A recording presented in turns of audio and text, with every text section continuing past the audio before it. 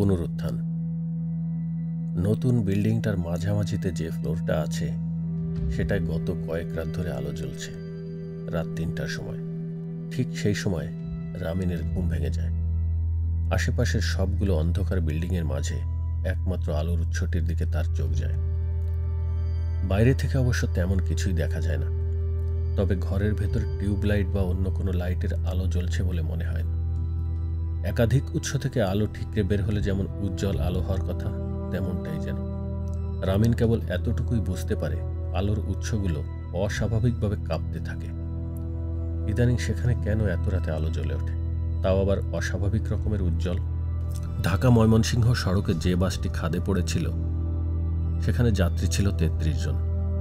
৩২ জনের মরদেহ উদ্ধার হলেও বাকি একজনের কোনো হদিস নেই। এ নিয়ে অবশ্য কারো তেমন মাথা ব্যথা নেই। একজন হয়তো আগেই বাস থেকে নেমে গিয়েছিল। কেউ যেহেতু অভিযোগ করেনি, খামোখা এ নিয়ে মাথা ঘামাবার কি আছে। কিন্তু ঘটনাস্থল থেকে কয়েক মাইল দূরে বয়ে চলা নদীর পাড়ে যে দিকটাতে কেউ সাধারণত যায় না, সেখানে গত কয়েকদিন ধরে পড়ে থাকা দেহটি কার? সে কি বেঁচে আছে নাকি মারা গেছে? এত দূর আসলো বা কিভাবে? তারা ৪ জন ভয়ে ভয়ে সর্বজ্ঞর সামনে দাঁড়িয়ে আছে। সর্বজ্ঞ রিপোর্টটা থেকে মুখ তুলে বললেন, এই ছেলেটির তো ওখানে থাকার কথাই ছিল না, ও ওখানে গেল কিভাবে?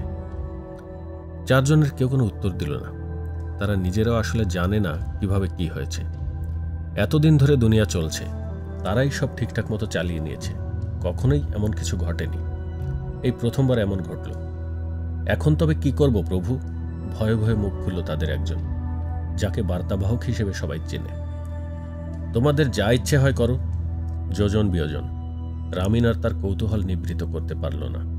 আজ যেভাবেই হোক জানতে হবে আলোটা কিসের।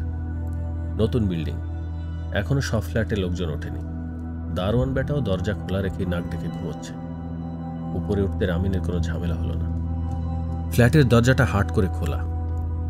সেখান থেকে ভেতরে তাকিয়ে রামিন যা দেখল তাতে তার শির দাঁড়া তো বটেই, সারা শরীর জুড়েই ভয়ের ঠান্ডা স্রোত তীব্র বেগে বয়ে গেল। ৪ জন মানুষ বা অন্য কিছু বসে আছে ফ্ল্যাটের ভেতরের একমাত্র বেডরুমে, আর তাদের শরীর ঠিকরে বের হচ্ছে অদ্ভুত রকমের আলো।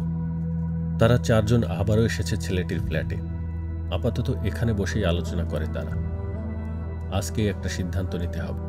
সর্বজ্ঞর কাছে এই ব্যাপারে আর যাওয়া যাবে না। ছেলেটার জান কবজ করলেই তো ল্যাঠা চুকে যায়, গমগমে কণ্ঠে বলল একজন। তার পিঠের ঝুলিতে নানান ধরনের অস্ত্র।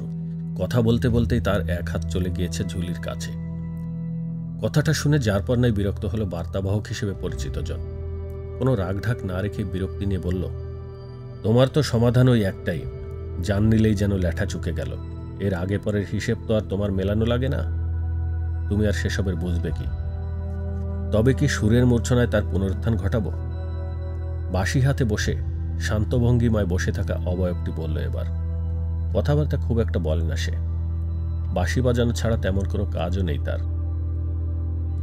অথবা বৃষ্টির জলে ধুয়ে মুছে দেই তার জীবন, কাব্যিক ভঙ্গিতে বলল চতুর্থ জন। বৃষ্টি আগুন নিয়েই তার কাজ, তাই মনের ভেতর কাব্যের অভাব নেই। দীর্ঘ তর্কাতর্কির পর অবশেষে তারা ছেলেটির পুনরুত্থানের ব্যাপারে একমত হয়। চোখ খোলার পর ছেলেটির প্রথমেই নজর পড়ে কুল কুল করে বয়ে যাওয়া নদীটির দিকে। আকাশ থেকে জলের বড় বড় ফোঁটা এসে তীব্র অভিমানে যেন আছড়ে পড়ছে নদীর বুকে। অদূরেই কোথাও যেন অদ্ভুত এক বাঁশির সুর শুনতে পায় সে, আর তারপরই কয়েকজনের সম্মিলিত হাসির শব্দ। এরপর যেন হুট করেই সবকিছু মিলিয়ে যায়। ছেলেটা তখন ভাবতে থাকে, আমি এখন কোথায়?